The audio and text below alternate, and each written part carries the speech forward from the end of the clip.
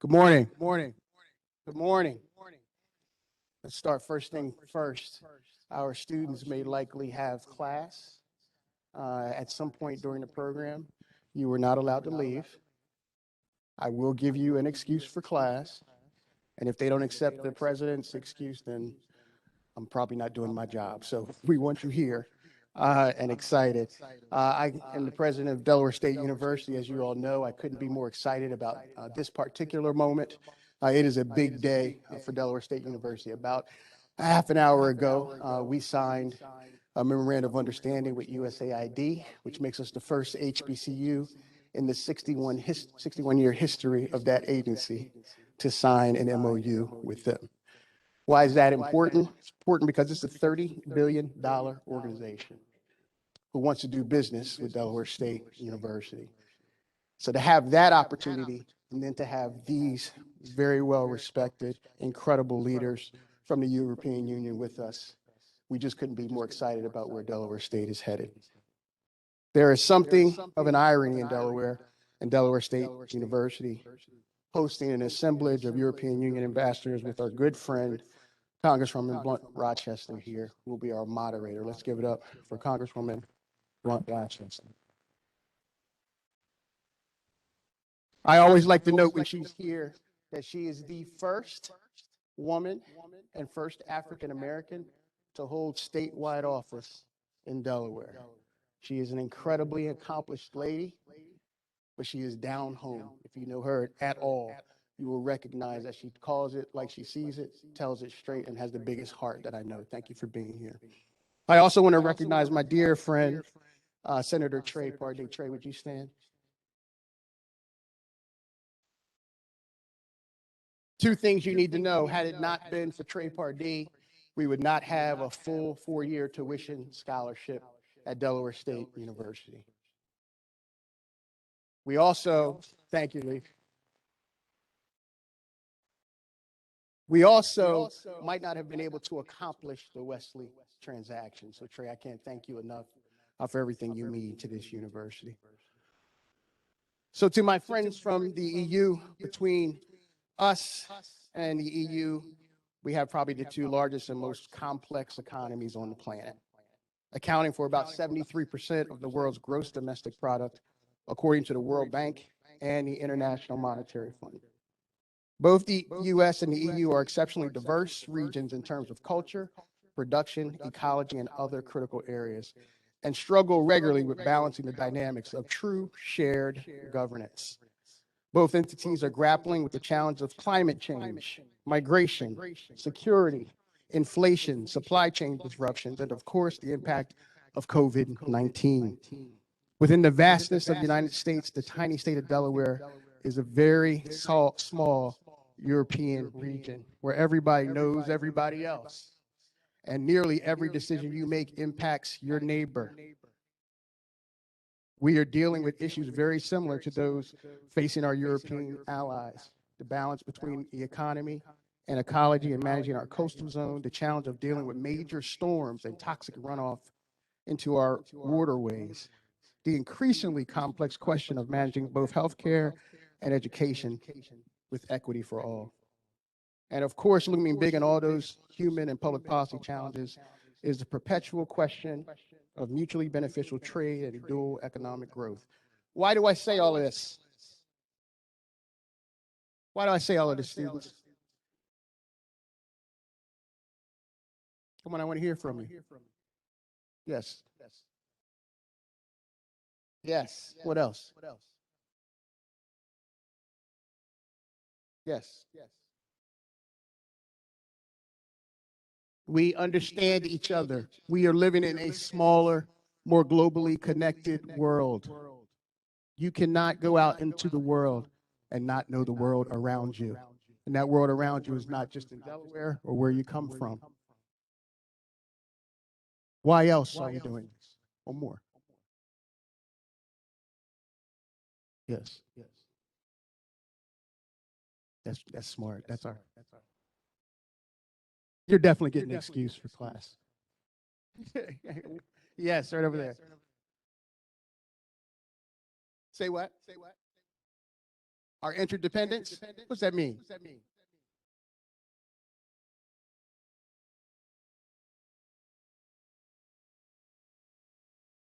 What happens to one happens to us all.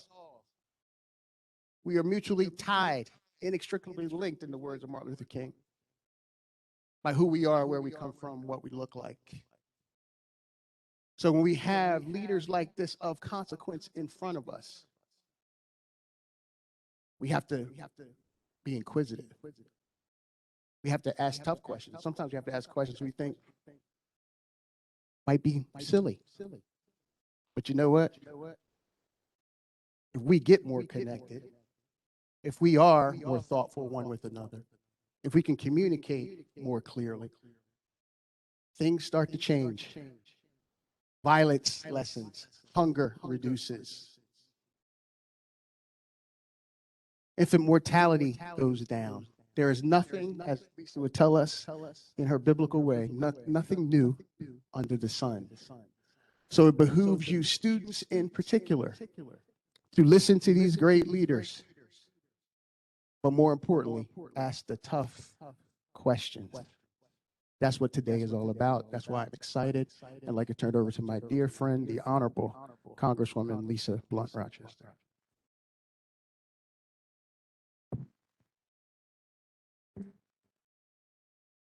Thank you, Mr. President. Can you all hear me? I have on a cordless mic. And, oh, that's better. That's better. I feel like I'm having my Beyonce moment, so I need to make sure you hear me. Can you hear me? Now, Delaware State University, you know, I have my honorary doctorate degree from here. So I consider myself a hornet. And so I need to hear you when I say good morning, because I know hornets are rising. So good morning. Thank you very much. And to the Board of Trustees, to our illustrious staff, faculty, students, alumni, the broader community, our representation of elected officials here, and especially to our president, Dr. Tony Allen. It is an honor for me to be here. As is not in my notes, but I will tell you, first of all, that to the ambassadors, you are at one of the premier universities in the United States of America, and we are proud. We are proud of Delaware State University. Let's give ourselves a round of applause. We are proud that there is not only a deep legacy and history of this institution and a foundation that was built, but it is also a university that is preparing us for the future. And I think that's really important, that you have gotten better and better and better. And I don't know why I have music and dance on my mind, but in the words of Sierra, you have leveled up.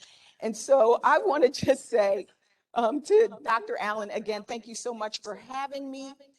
This is also special because in college, I was an international relations major undergrad. And so I always had a love for the world and a desire for there to be peace. And as the president said, part of this is to know and understand each other better so that we can realize that we are connected and that when one falls, we all fall.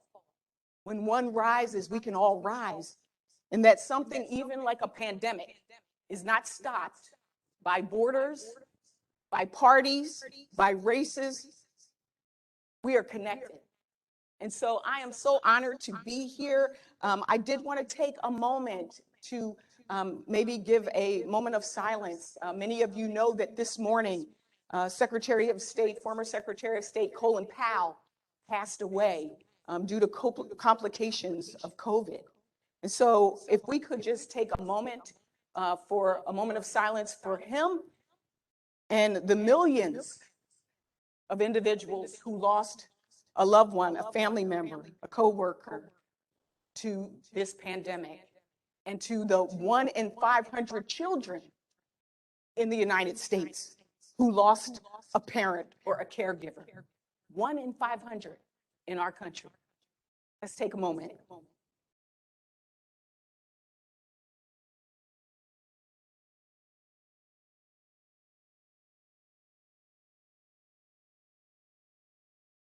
Thank you. I want to start by saying, as we begin this conversation, it's exciting to me that the President of the United States just happens to be from Delaware, President Joe Biden, and he is a person who also loves the world, loves diplomacy, has traveled to many countries. And I think it's important for those who are visiting us to know that you are a priority to us. Our allies are our friends and are our connection. And so I want to start off by saying that. And as our theme today is such a strong theme, I mean, it is democracy and global leadership, America, Europe, and a changing world. Democracy and global leadership. As somebody who was in the gallery, in the balcony of the Capitol on January 6th during that insurrection, I can tell you, I know firsthand what it means to fight for democracy. I know how it feels to not know if you're gonna see another day. But I also know that as members of Congress, hours later, in the middle of the night, we came back and did our job and certified the election. Yes, we did our job. And I share that because we all know there are so many threats right now to our democracy and to democracies around the globe. Whether it is voter suppression and depression, that's okay. Whether it is technology and the use of platforms like Facebook and others to spread misinformation and disinformation. Whether it is just people feeling torn apart and institutions like our media and others being denigrated and having people lose faith in them. This is not just happening here, it's happening around the globe. And so this conversation, you will hear from ambassadors who can share with you their perspective on the ground, and then how do we work together to strengthen democracies around the world, and in particular, our own. I'm going to say again, it is truly unbelievable to be up here with all of you. And we welcome you to the United States for this incredible conversation. And I now get the honor to introduce our distinguished panelists. Joining me on the stage is His Excellency Christian Prick, Ambassador of the Republic of Estonia.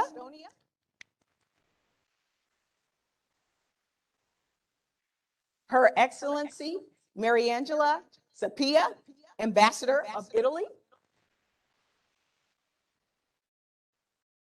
Her Excellency Audra Plepiti. Okay, that's good. I want to make sure I get the names right because this is important. Plepite. Okay, Ambassador of Lithuania. And His Excellency Andre Haspels, Ambassador of the Kingdom of the Netherlands.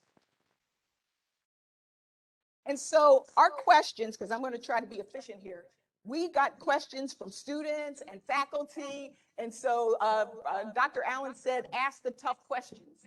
So we have some tough questions in here, but we want you to just feel free to jump in and help us to answer some of these questions. And I guess I want to start off with just a focus on priorities. I think it would be helpful for the students to understand your role and what are your priorities in your particular country. And then if we could talk about the priorities of the EU. Let's just start at that high level. So, Mr. Ambassador, we'll start with you.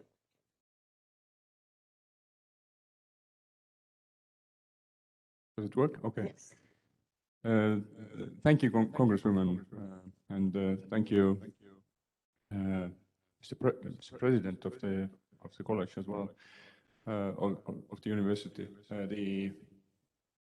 It's so great to be out of Washington sometime. I love Washington, but it's with the sheer size of this country, the ambassadors just have to get outside Washington. I'm even more happy to be in a state where the magnitudes, the sizes that are relevant in Estonia are also relevant here. I come from a country of 1.3 million people. So I'm sure that it's easier for me to connect with people from small states here because my joys, my concerns just make sense here. And I think we all know very well that with smaller states, smaller countries, we really have to make great efforts to stay relevant, to keep pace with the modern economy, with the security challenges that we currently have, and certainly to keep pace and stay relevant in terms of sort of technological development. I think these three areas particularly also describe my role or my priorities as an ambassador here. Ultimately, all the ambassadors have to fight for the prosperity and security of their nation and of their people. We know very well,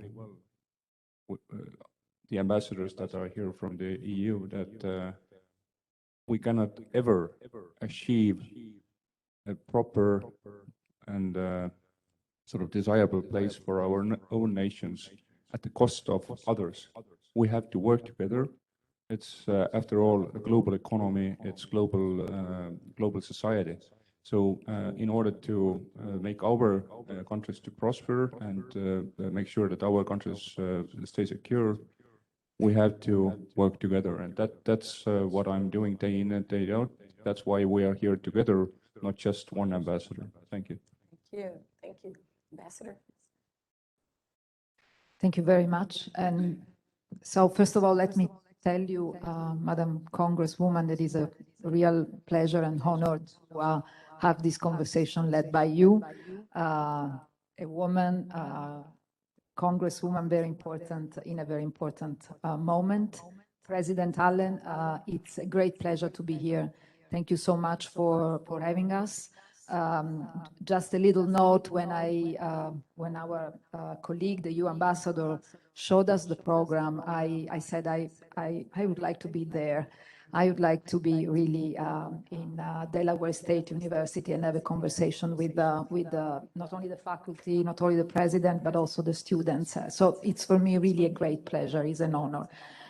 Your question, very much as my colleague just said, I believe that our priorities are very similar everywhere in what we consider the democratic part of the world. And this is really to build back.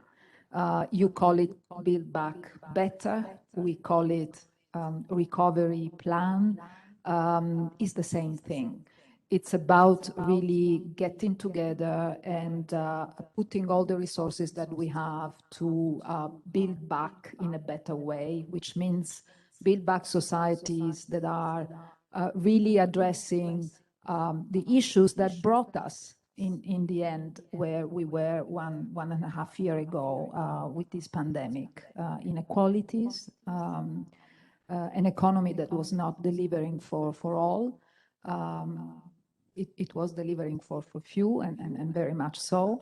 An economy that was not really guaranteeing everyone the future that young generation have the right to look at. So I believe that we are doing all the same things, which is building economies that are more sustainable. When you hear and read every day about infrastructure and social infrastructure, we are doing exactly the same things. We are rebuilding in a better way. It's about transforming our energy system. It's about making it really sustainable, and is about reducing inequalities. This is also an issue that is a problem also in our society. So to do this together means to me that we have to have the same base values. And this is what unites us. You know, I was born in 1959. I make you do the math. But this means that for me, it was really about two things, basically. Of course, my own country, but my own country as part of to me, the most exciting project ever, which is building the European Union. Really, this is something that I will never be tired to explain to our American friends what it is about. It's a great project. So for me, it was this, and the treaties that established the European Union were signed in 1957, so just 2 years before I was born. And then the other thing is that Europe looks constantly on the other side of the Atlantic, and this is our transatlantic relation. I will stop here because otherwise I'll be too long, but I wanted to leave you with these messages, values, and we are building back our societies. Thank you. Yeah.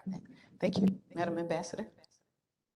Thank you very much, Congresswoman and Principal, and good morning, all the students. And it's really great pleasure to be here.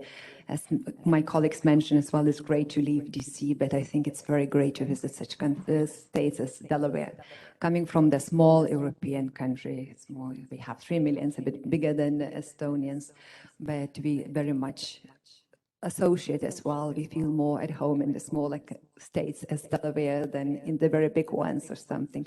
But United States for us, for Lithuanian, is really a strategic partner and is a crucial ally as well. So therefore, it's being here and representing my country in DC is a great honor and pleasure, and also lots of work as well.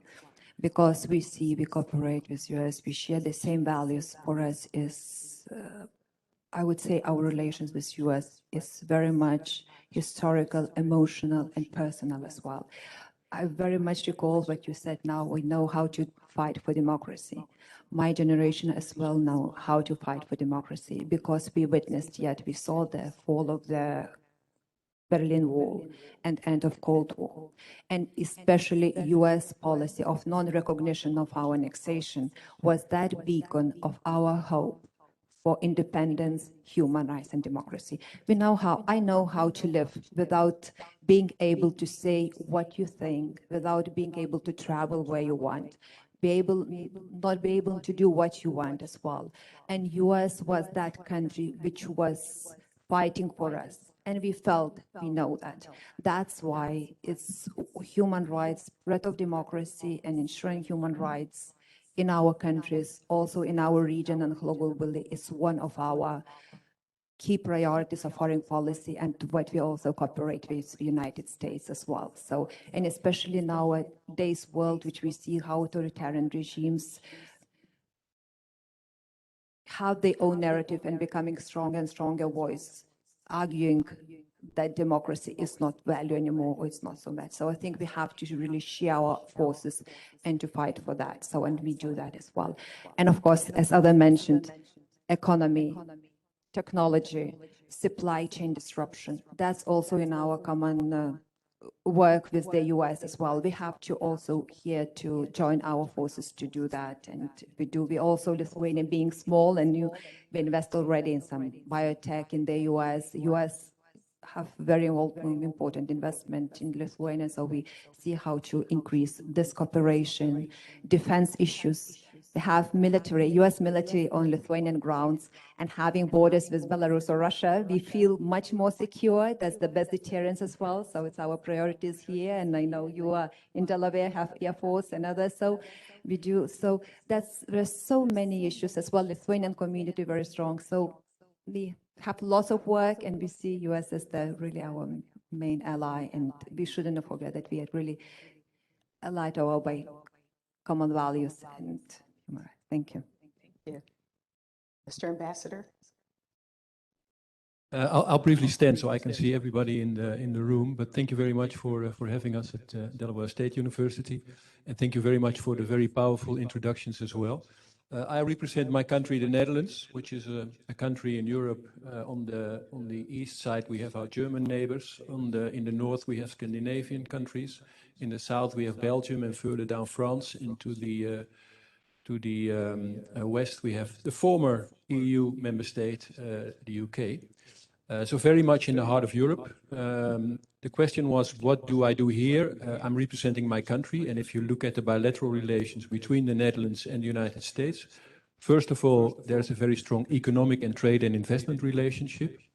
We are the fifth biggest investor in the United States. We support for about 900,000 jobs in the United States. The other way around, the United States is the biggest investor in the Netherlands, in my country. You create for about 200,000 jobs in the Netherlands. So I mean, a very important economic relationship in many areas, including an area which we are famous for, I think, agriculture, but there's much more. There's life science and health, there's transport, well, you name it.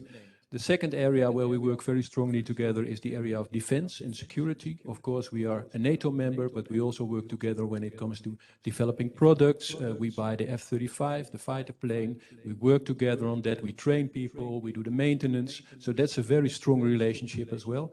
And last but not least, and it has already been mentioned by my colleagues, we share the same values, Europe, the Netherlands, and the United States. And when we talk about democracy, we talk about the rights, individual human rights. We talk about the freedom of expression, the freedom of gathering, but we also talk about the rights of minorities, LGBTI rights.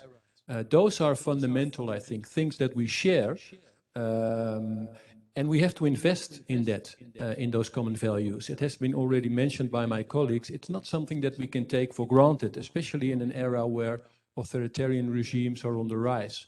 So that's what we are very much working together with the United States as well. One of the examples that will be on in short term is the Summit of Democracies that we are going to participate in, something that member states who share the same values or countries that share values can show the world that democracy is very, very important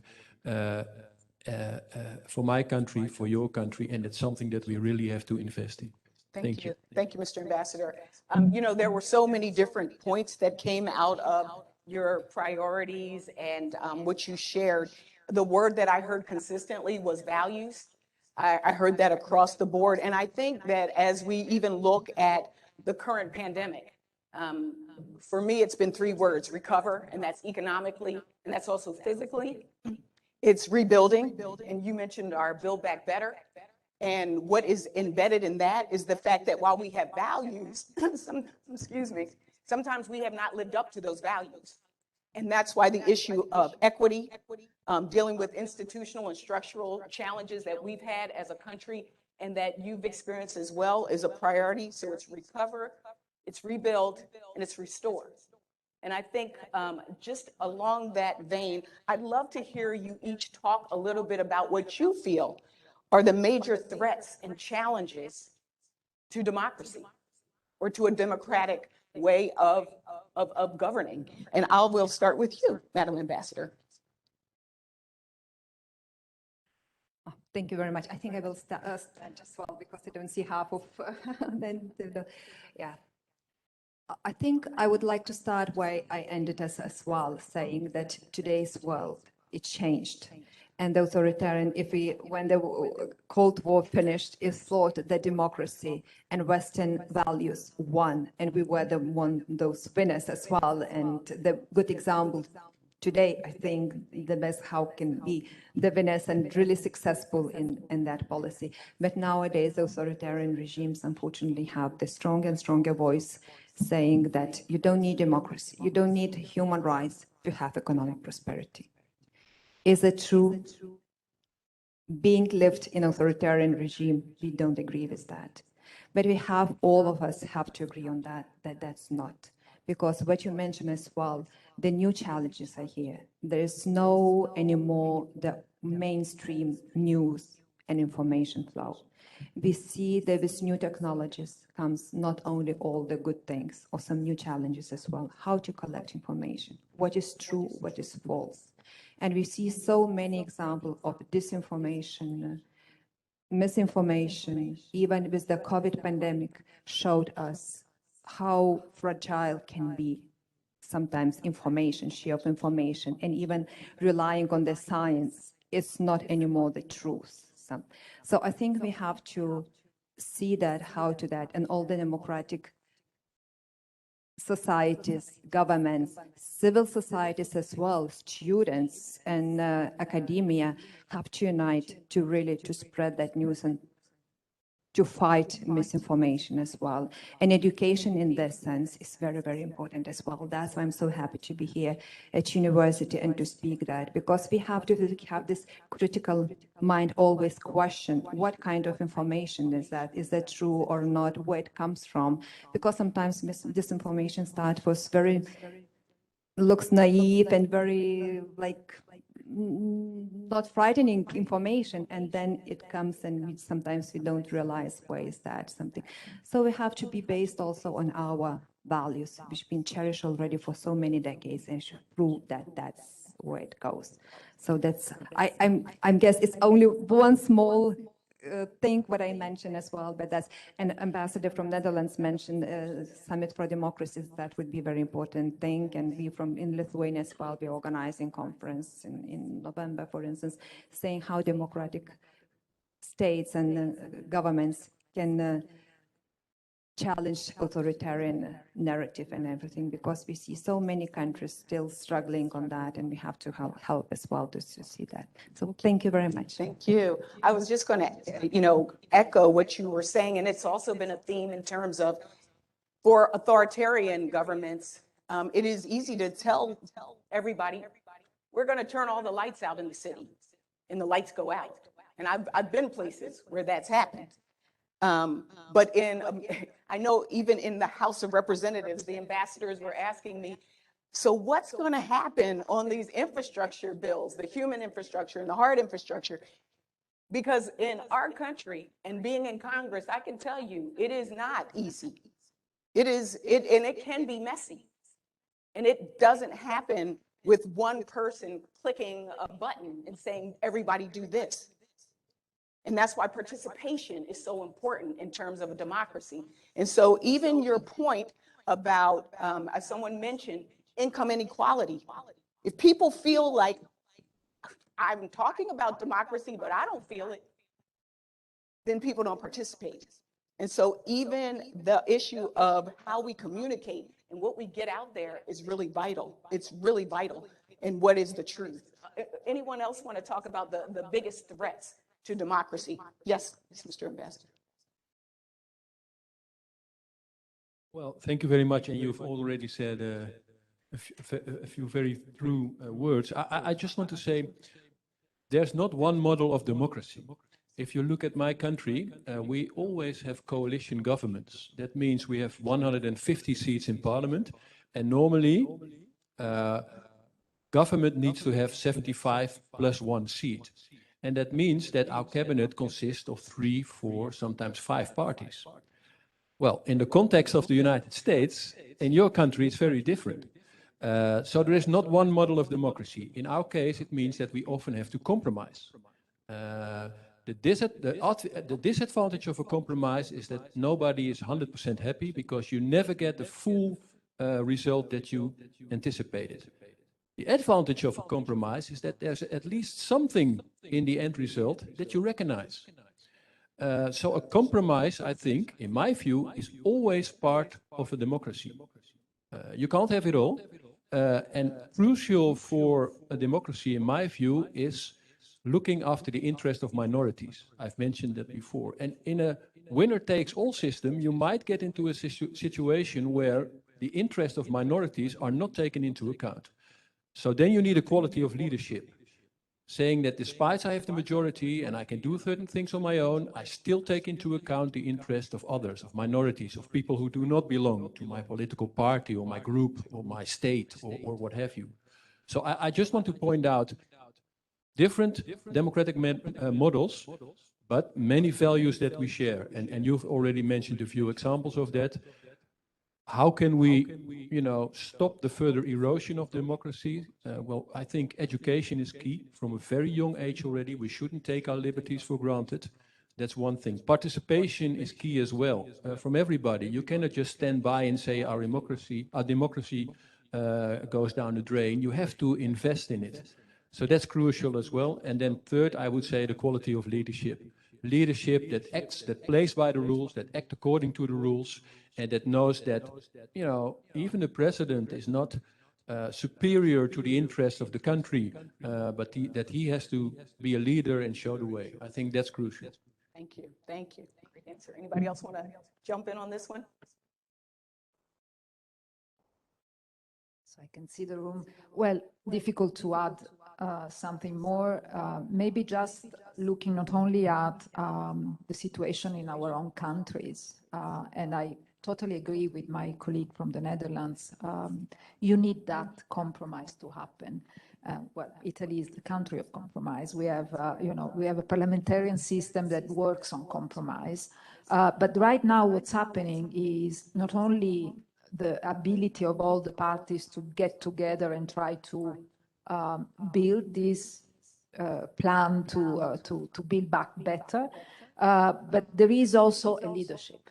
So it's very important to recognize that these two issues are essential to a strong democracy. And I believe in the quality of leadership. Education is fundamental. So what you do here is the most important thing that you can do. Really understanding that each of you can be a leader, and each of you can really have an idea that is for the community. I think this is very important to understand. But one other thing that I want to say is that we are all, you said it from the very beginning, and also the president said it, totally interconnected. So it's not enough to build our own democracy. We need to build it together with our friends, with those who share our values. And I think we should switch a little bit the conversation to reinforce ourselves instead of always looking at the enemy or the different. Or it's so important that we go back to our values and really build together. I mean, I have to say it, maybe it's not totally politically correct, but, you know, I look back at 1 year ago, and to have a good conversation between Europe and the US was difficult. We lost time. We lost time in fighting each other, on sanctioning each other. That's not good.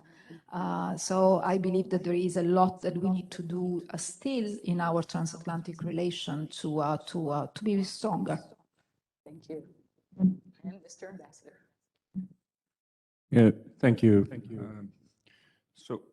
So much and so smart things have been said by my colleagues already, so I shouldn't repeat what they already said, but I would just mention two issues that may sound sort of in conflict with each other at the very beginning. I think when it comes to the strength and viability of our sort of value space, the strength and viability of our democratic systems, we should both use more self-criticism sometimes, and at the same time, we should exercise more self-confidence or self-belief.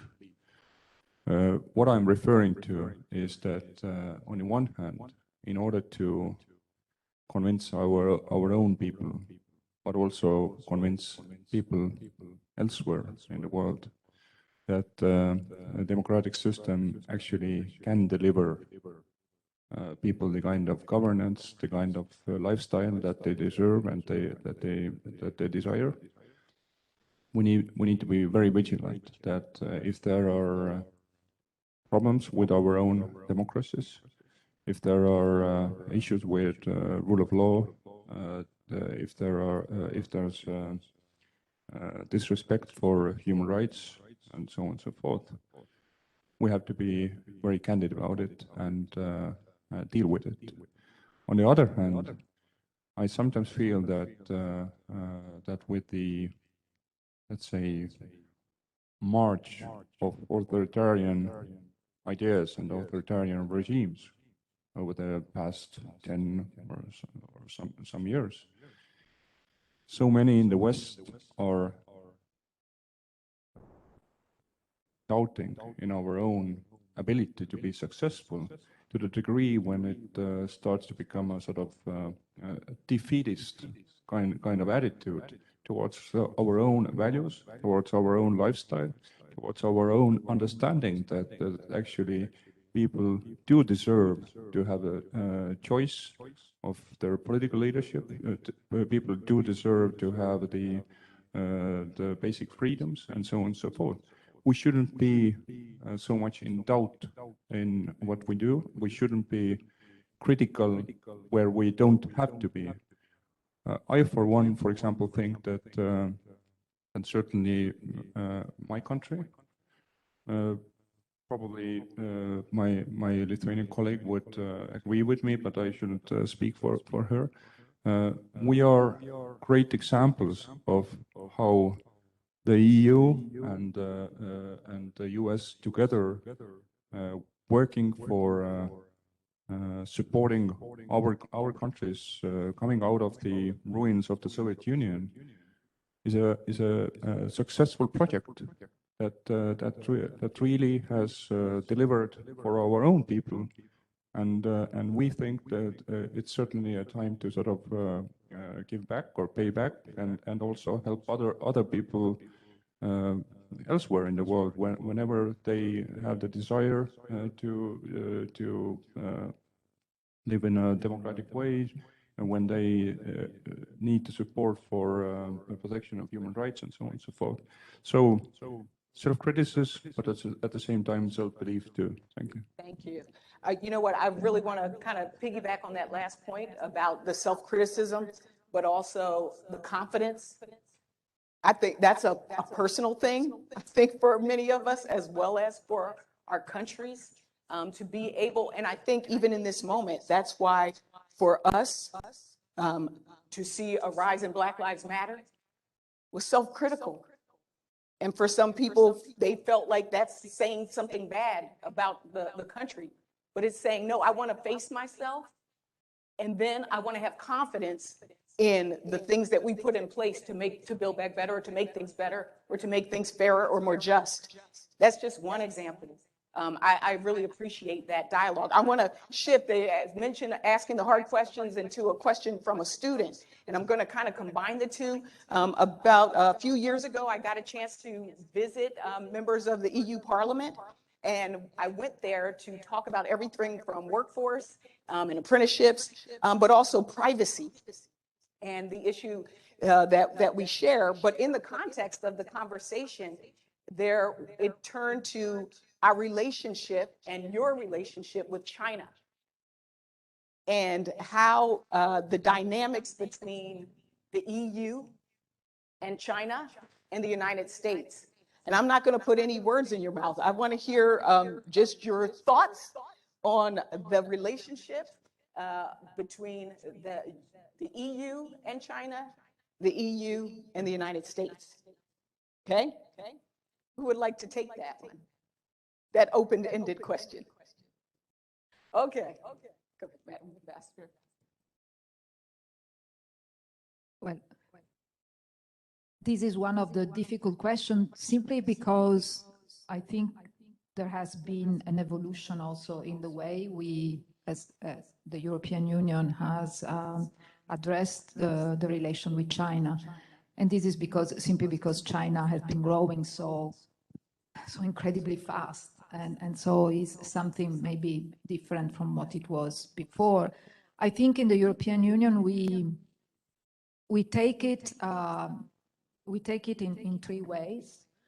There are issues that we need to discuss with China, where China can be, I don't know if I can use the word partner, but certainly an entity with whom to dialogue.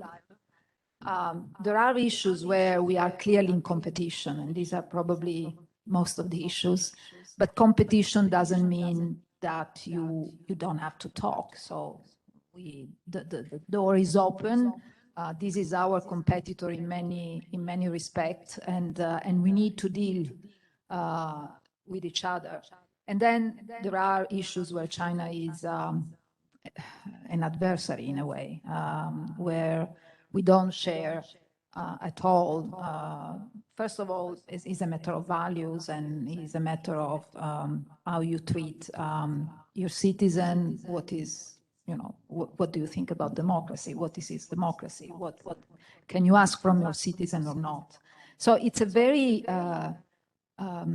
multifaceted relation. And right now, I have to say, is difficult. It's a difficult conversation to have, and I'm sure my colleagues will add on this. Oh, yeah. Anyone else want to? I see you would like to answer that one, and then we'll go to the next question. Unless you're really dying to answer this. Just as Mariangela said, it's one of those difficult ones, and certainly the kind of relationship that we have to talk about, certainly the relationship that we have to work on. It's not something that we sort of dream away in terms of challenges or problems. But again, I would like to think that as far as the EU relationship with China is concerned, or the US relationship for that matter, on the one hand, we do know that this is the relationship with China is something that is so multidimensional, multifaceted, that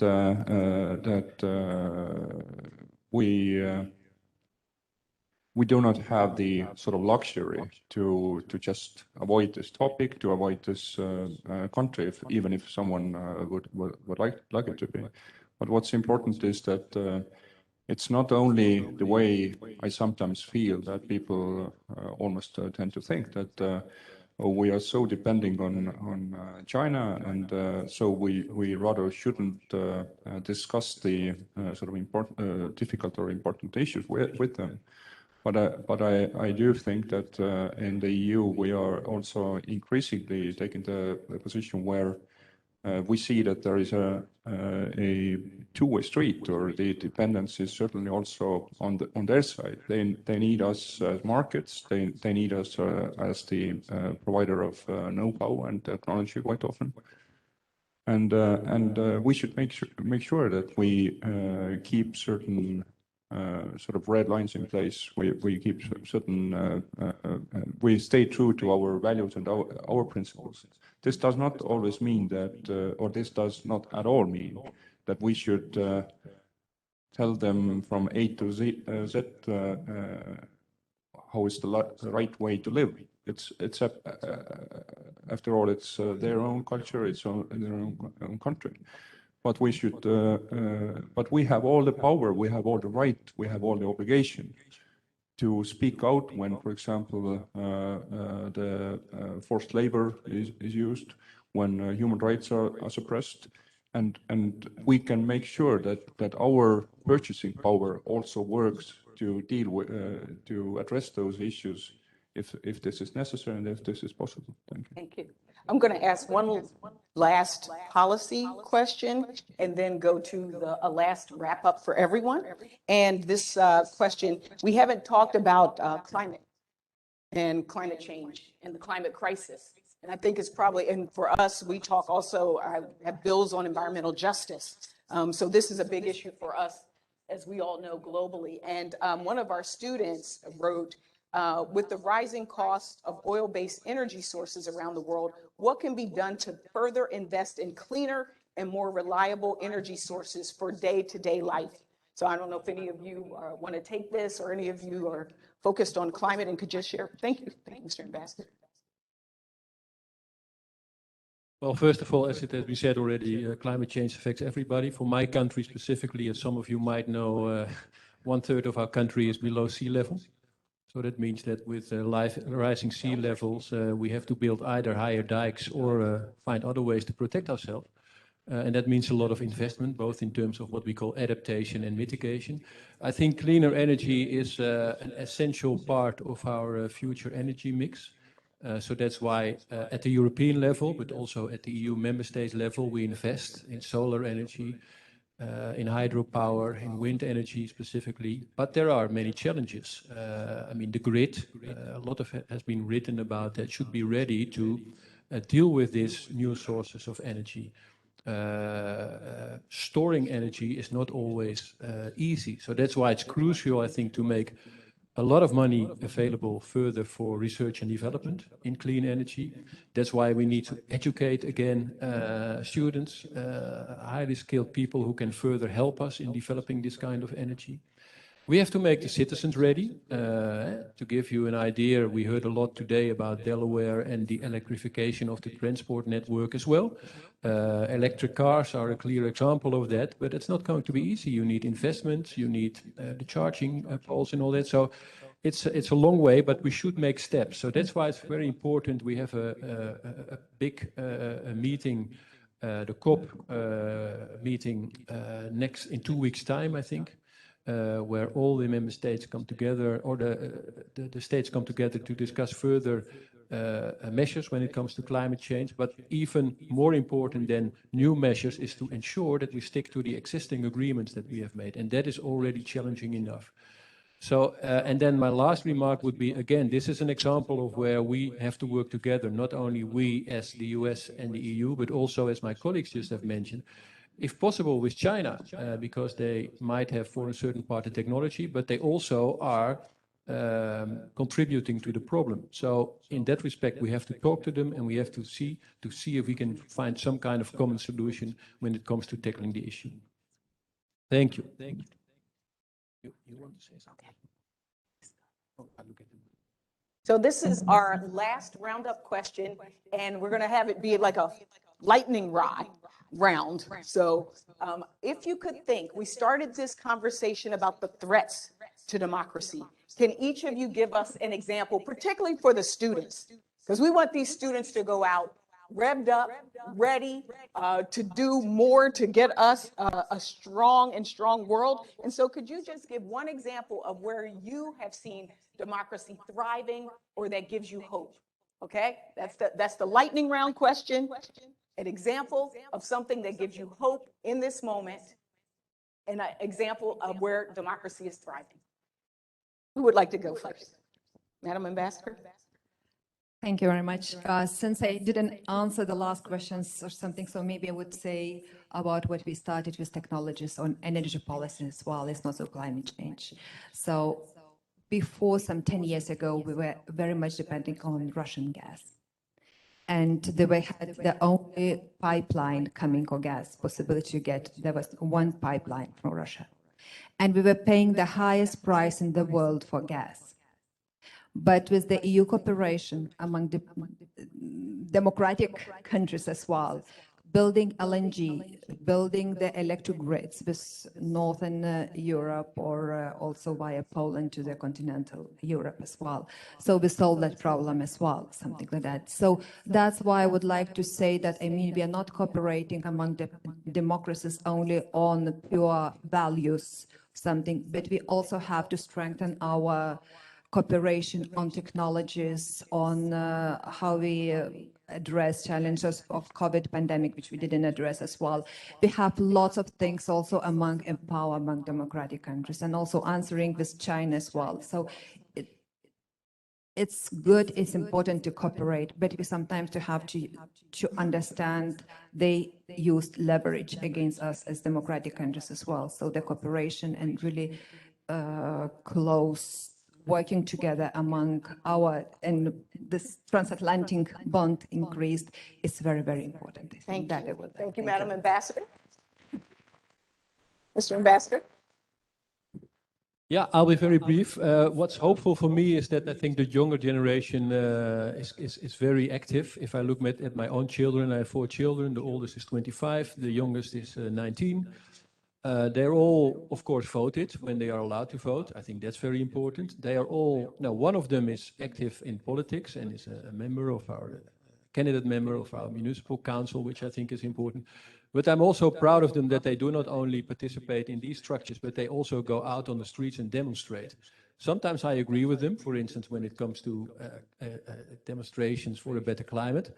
Sometimes I have my doubts, for instance, when all of them demonstrated to keep the nightclubs and the bars open because of Corona and all that. And I thought this is not really a good thing, but okay. I mean, I don't have to agree always, but well, they follow, of course, the rules, but they thought that in this case, the nightlife was harmed much more and treated much more severe than the other areas. So that's the point. We can discuss that. But that's not really, the fact that they go out and demonstrate for something that they believe in, I think is crucial, and that makes me optimistic. Yeah, thank you. Thank you, Mr. Ambassador. Mr. Ambassador? Yeah, as I said before, our democracy may have its flaws. It's messy, as Congresswoman said, but ultimately it delivers better results for our people, and I'm convinced in it when I go to countries elsewhere where there is less democracy and really problematic situation with human rights. These people are yearning for the kind of opportunities that we have, and one other place where democracy is working is, I think, when we develop good, reliable, secure, modern means of technology for particularly younger generation to participate in our democratic governance. Just yesterday we had our local elections completed. We had more than 50% of people who voted did it using the online voting, which is something that we do in Estonia. So. Excellent, excellent. And most of them are, or not most of them. My father did online voting as well, but younger generation is more eager to accept it, of course. Thank you, Mr. Ambassador. Well, me too. I will start from youth. I think, it's really the hope. It's normal. It's generation, but I think there is something new to the quality of the youth, which is that you have that ability that maybe we didn't have to think global, to think that you are part of something much bigger. And I encourage you really to work on that, because the future is global. There's no other way. And another thing that I want to leave with you, we have talked a lot about our relationship as democratic countries, of our values. There is one thing we haven't touched upon and we have to look at, and this is the rest of the world. And I'm thinking of Africa specifically. Africa is a big continent. For us, is a neighbor. Italy has its feet on Africa almost. Is a huge continent, is the continent of the future. And we need all of us to deal with Africa much better than we have done until now. Thank you, Madam Ambassador. Actually, that was one of our questions. Because we ran out of time, we couldn't get to that question, but it's my understanding that the ambassadors will be potentially back to be able to answer more questions. I want to give them a warm Delaware State University thank you. Thank you all for your participation. And we believe you are our hope. Thank you. Mr. President, back to you.